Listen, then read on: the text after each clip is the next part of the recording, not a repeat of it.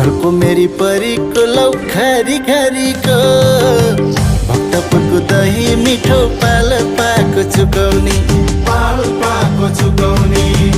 भक्तपुरको दही मिठो पाल पाको चुकौनी भक्तपुरको दही मिठो पाल पाको चुकौनी मैले माया देखाउने ऐ तिमीले लुकाउने